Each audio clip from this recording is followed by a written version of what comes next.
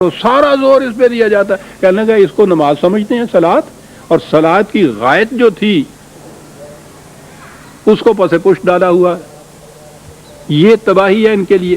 کہا کیا کرتے ہیں یہ؟ یمنعون الماعون، اس رزق کو جو بہتے پانی کی طرح رہنا چاہیے تھا بند لگا کے اپنے لیے روک رکھتے ہیں. ویل للمصلی، صلاۃ و زکوٰۃ دونوں چیزیں اکٹھی آتی ہیں قرآن میں. یہاں صلاۃ آ گئی اور زکوٰۃ والے کے متعلق یہ کہا یمنعون الماعون. بڑا صاف تھا یہ.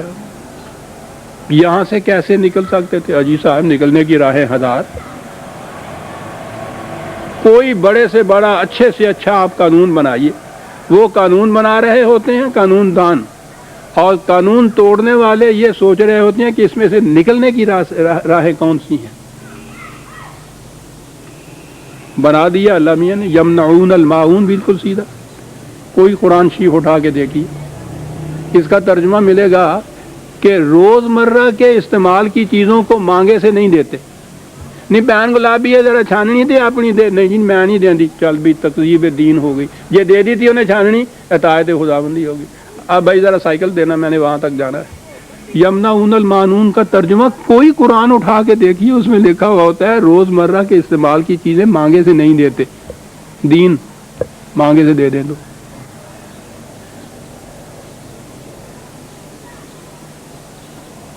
خود اس زبان میں یہ معان جو ہے معاون جسے کہا گیا ہے بہتے پانی کو کہتے ہیں. یمنعون منع کرنا، یہ لفظ موجود ہے، روک رکھتے ہیں اس کو.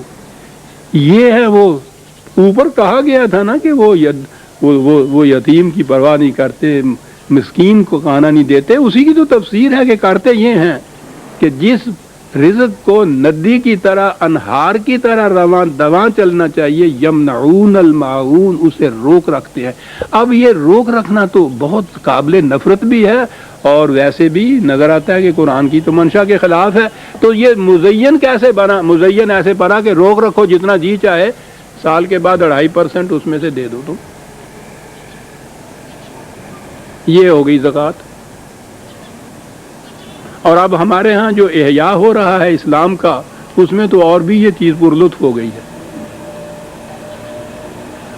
اس میں آپ کو تو معلوم ہی ہوگا جن کا کٹتا ہے، زکوٰۃ اس میں کاٹی جاتی ہے وہ اماؤنٹ لوگوں کا جو ایسی شکل میں جمع ہے جس پہ انٹرسٹ یا سود ملتا ہے.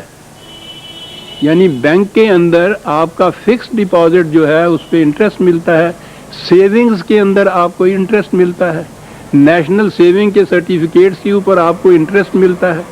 ان اماؤنٹس پہ جس پہ گورنمنٹ خود سود دیتی ہے، وہ انٹرسٹ یا سود جسے قرآن نے اعلان جنگ کہا ہے خدا اور رسول کے خلاف، جس اماؤنٹ کے اوپر یہ انٹرسٹ یا سود ملتا ہے اس میں سے وہ زکوٰۃ کاٹتے ہیں.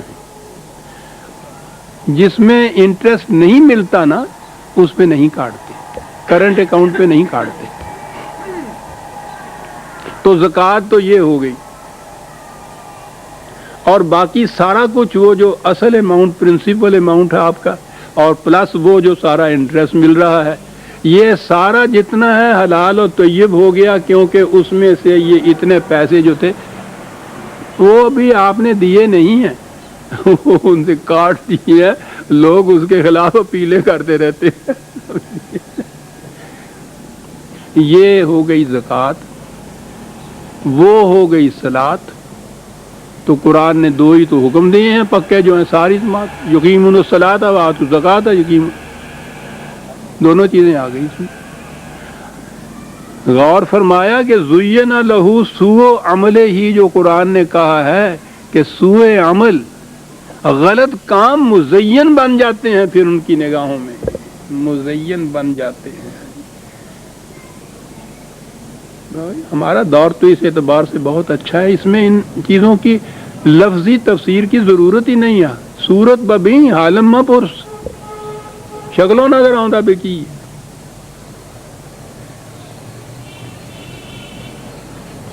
قرآن نے کہا کہ یہ جہاں بھی قرآن نے یہ کہا ہے، یہ اس کو نہر سے تشبیہ دی ہے قرآن نے.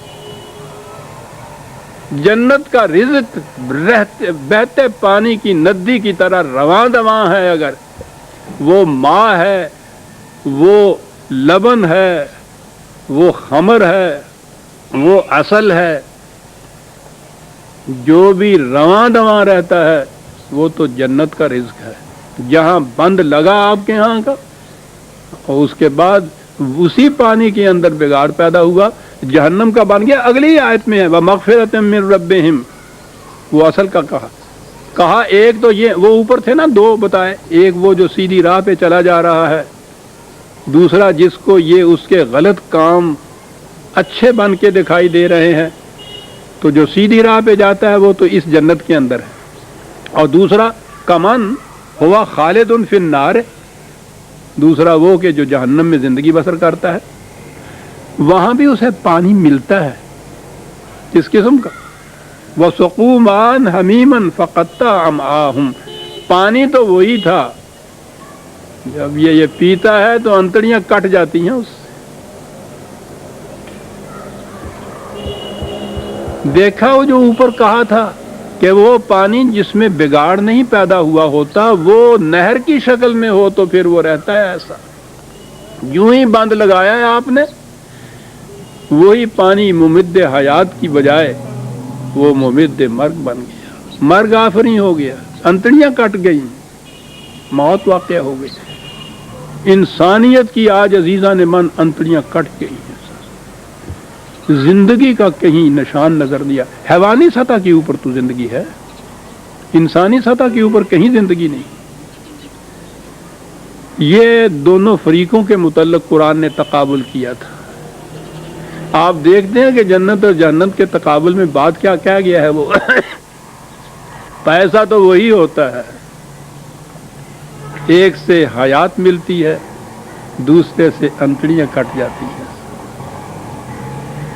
یہی جنت اور جہنم کی زندگی ہے، وہاں کیسے ہوگی یہ تو وہاں کی بات ہے، اور یہاں تو ہمارے سامنے جو کچھ ہو رہا ہے سب حیات آور رزق جو ہے وہ تو کہیں نظر نہیں آتا، مرگ آفریں جو ہے وہ آج ساری دنیا کے اندر ہے۔ باقی رہا یہ کہ اب سانس لینے والے انسان چلتے پھرتے ہیں، تو قرآن نے کہا تھا نا کہ کما تاکل الانعام، یہ انسان نہیں ہے، کہا حیوان بھی تو چلتے پھرتے تمہیں نظر آتے ہیں، زندہ نظر آتے ہیں، وہ انہیں بھی زندہ اور مردہ حیوان کہا جاتا ہے نا، تو کہا یہی زندگی کا اشتراک ہے جو اس قسم کے معاشرہ کے انسانوں میں اور حیوانوں میں ہوتا ہے۔ ایک زندگی وہ ہے جو قرآن نے کہا ہے، استجیبوا للہ وللرسول اذا دعاکم لما یحییکم، او چلتے پھرتے حیوانوں، آؤ خدا اور رسول کی اس دعوت کے اوپر لبیک کہو جو تمہیں وہ چیز دے گا جس سے تمہیں زندگی مل جائے گی۔ زندہ انسانوں کو کہا جاتا ہے آؤ، دیکھا زندگی اور زندگی میں فرق، یہ ہے عزیزان من دونوں میں فرق۔ آیتیں تو دو ہی آج ہوئیں لیکن بات بڑی اہم تھی، وہ آ گئی۔ سورہ محمد کی آیت 15 تک ہم آ گئے عزیزان من، اور 16ویں آیت سے ہم آئندہ لیں گے۔ ربنا تقبل منا انک انت السمیع العلیم۔